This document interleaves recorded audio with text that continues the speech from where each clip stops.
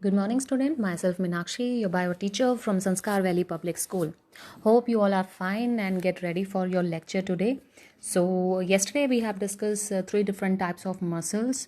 Okay, I have given you brief introduction about that and then I have explained you. So, you can see the diagram here.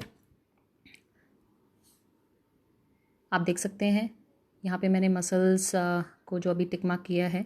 सबसे पहले जो muscles है मैंने बताया था आप में जिन मसल्स के अंदर लाइट एंड डार्क बैंड होते हैं. You can see in the first picture here. 1 second. Yes, देखिए इस पिक्चर में यहाँ पे आपको स्टेरिएशंस नज़र आ रही हैं लाइट एंड डार्क बैंड की. So this is striated muscle. Second जो मसल्स यहाँ पे दी गई हैं दीज आर स्मूथ मसल्स जो आपके कंट्रोल में नहीं रहती हैं. ये नॉन स्टेरिएटेड होती हैं. इनको इनवॉलेंट्री कहा जाता है. Right. And the third one which are branched and uninucleate they are said to be cardiac muscle which is present in our heart. Right. So next topic is nervous tissue.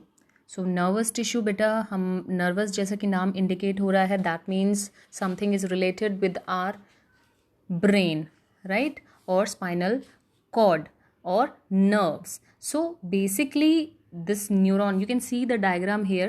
One diagram has given you, see here, this is a typical diagram of a neuron. Neuron is nothing but the structural and functional unit of neural tissue or neural system.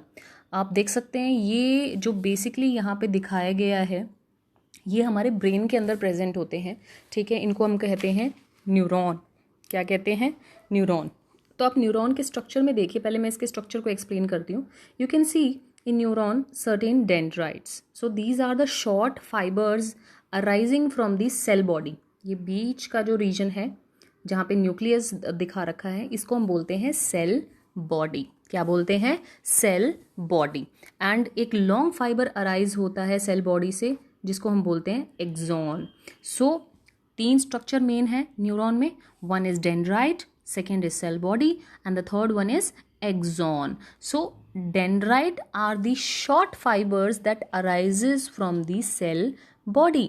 They are usually shorter and tapering and much branched processes. आप देख सकते हो axon is not branched but dendrites are branched processes which arises from the cell body.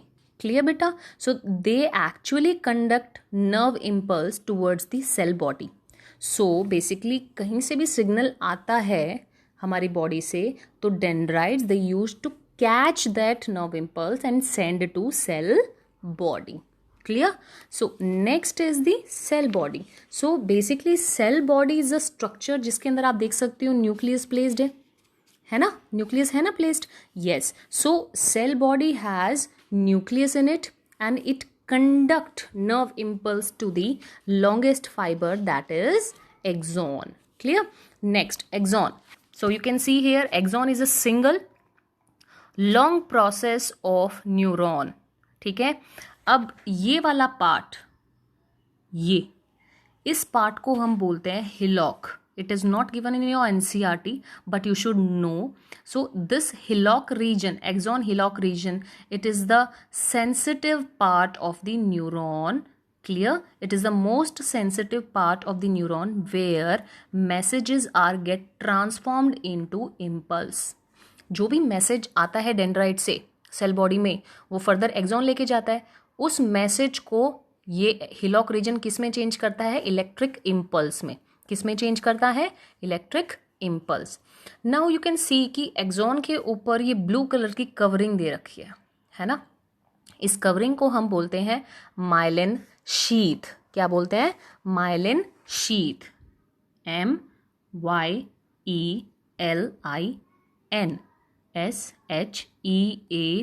SHEATH. So this covering is known as myelin sheath. ये जो myelin sheath होती है इसके अंदर जो सेल्स होते हैं वो होते हैं श्वान सेल. कौन से सेल होते हैं? Schwann cell. SCHWANN. Schwann cell. क्यों ऐसा नाम पड़ा? क्योंकि it was discovered by the swans. Right? So they are known as the cells which are present in myelin sheath are called Schwann cell. And this sheath is called myelin sheath. It cover the axon. अब आप देख सकते हो diagram में कि myelin sheath continuous नहीं है, myelin sheath continuous नहीं है, बीच बीच में गैप है, अब 1 गैप, सेकेंड, थर्ड मिला, इस गैप को हम बोलते हैं node of Ranvier, NODE of Ranvier, node of Ranvier. क्यों बोलते हैं नोड ऑफ रैनवियर? क्योंकि it was discovered by Ranvier, so इसीलिए इसको कहा जाता है नोड ऑफ रैनवियर। अब इसके बाद आप देख सकते हैं कि यहाँ पे मेंशन किया गया नर्व एंडिंग, ये येलो कलर के जो लास्ट में दिखा रखे हैं इनको हम बोलते हैं नर्व एंडिंग। ये नर्व जो एंडिंग होती है इनमें आगे आप थोड़ी सी स्वेलिंग देखेंगे जिनको हम बोलते हैं सिनेप्टिक नॉब्स, सिनेप्टिक नॉब्स। इन नॉब्स के अंदर होते हैं सिनेप्टिक वेसिकल्स, ठीक है। They contain mitochondria, mitochondria is the power house of the cell, and they contain secretory some vesicles which are known as synaptic vesicle that contain neurotransmitters. वो जो message process होके आया था ना हिलॉक रीजन से, वो यहाँ तक पहुँचेगा, और यहाँ पहुँचने के बाद मेम्ब्रेन के अंदर चेंजेस आ जाएंगे, जिससे जो यहाँ वेसिकल थे, मैंने अभी बताया था सिनेप्टिक नॉब के अंदर वेसिकल्स होते हैं, उन वेसिकल्स में कुछ केमिकल होते हैं जिनको हम बोलते हैं न्यूरोट्रांसमीटर, तो वो जाके मेम्ब्रेन से फ्यूज हो जाएंगे एंड फिर वहाँ पे वो चेंज लेके आएंगे। क्लियर? सो आपकी फ्यूचर क्लासेस में, सीनियर क्लासेस में इस पूरे प्रोसेस के बारे में आप पढ़ेंगे। तो अभी तो सिर्फ इतना काफ़ी है आपके लिए। This is the complete structure of the neuron, right? So let's see here what I have given in the NCERT. All the cell possess the ability to respond to the stimuli. Yes, stimuli. Any external, you can say response to a body is called stimulus. बाहर से कोई भी जिसके प्रति आप react करते हो, कोई भी ऐसा रिएक्शन, कोई भी ऐसा यू कैन से रिएक्शन जिसके प्रति आप एक्ट कर रहे हो, उसको हम बोलते हैं स्टिमुलाई। सपोज बाहर ठंड बढ़ जाती है तो आपको फील होता है ना, यू विल फील, बिकॉज आपकी स्किन जो है वो रिस्पॉन्ड करती है ठंडे गर्म को, तो आपको पता है कि ये चीज़ गर्म है, ये चीज़ ठंडी है। सो दिस इज स्टिमुलाई। बाहर प्रकाश है, आप सडनली किसी अंधेरे कमरे से निकलते हो, आप सडनली सनलाइट में आते हो, तो आप अपनी आंखें बंद कर लेते हो, so that sunlight is stimulus to you to close your eyes, ठीक है। So however the cells of the nervous tissue are highly specialise for being stimulated and then transmitting the stimulus very rapidly from one place to the other within the body. Yes, आप respond करते हो। Suppose आपके पाँव में कांटा लग गया, ठीक है, सो आप अपना पैर ऊपर की तरफ खींच लेते हो या उस पर रहने देते हो, खींच लेते हो ना, क्योंकि आपको दर्द होता है। तो वो दर्द आपको महसूस कैसे हुआ बेटा?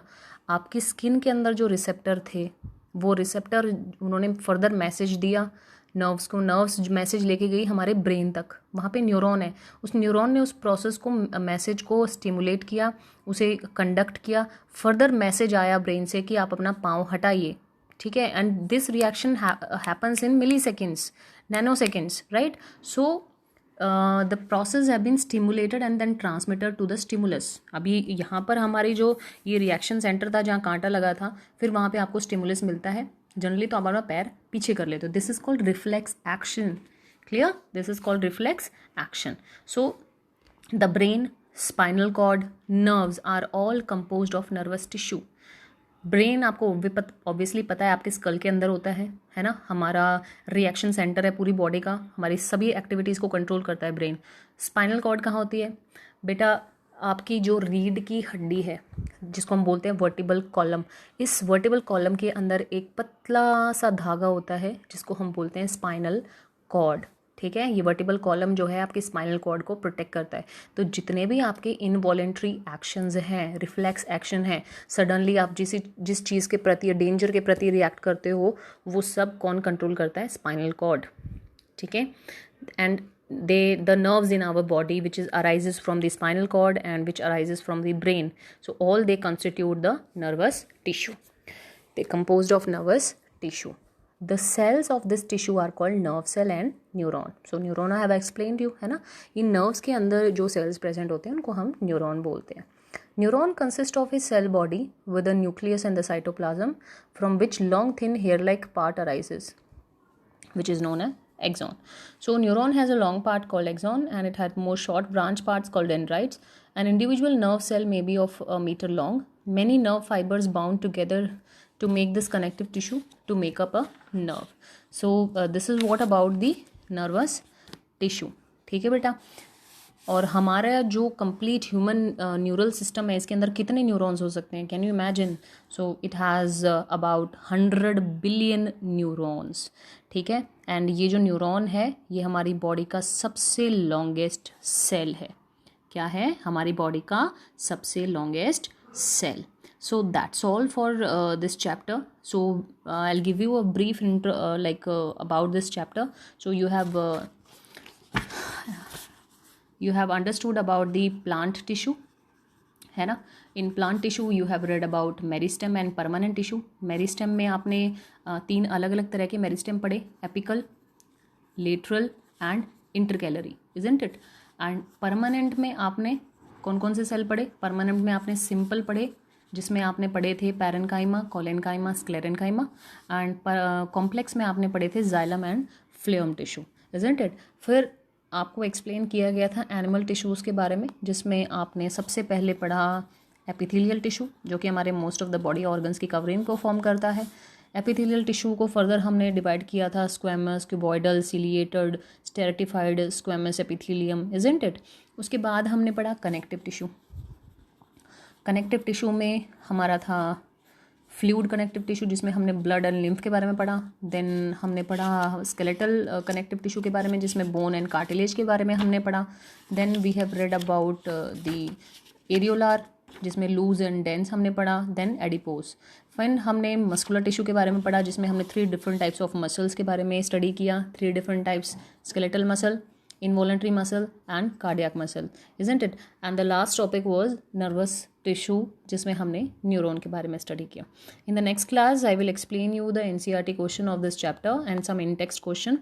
So beta be safe and stay at home. Any doubt you can contact me. That's all for today. Thank you beta.